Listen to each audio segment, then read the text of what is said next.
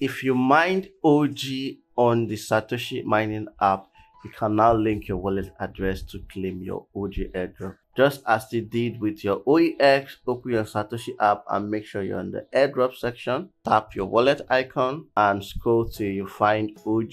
Tap on it and you will see an option to link your withdrawal address.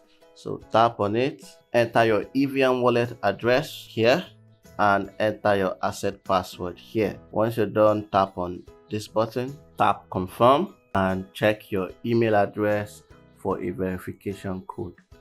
Paste the verification code here and tap confirm. Complete the I'm not a robot verification.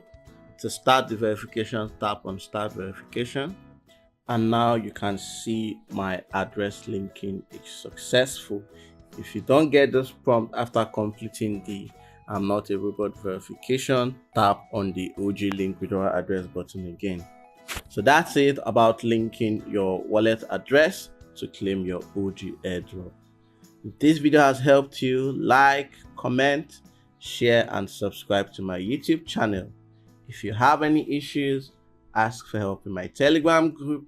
The link to the group is in the description.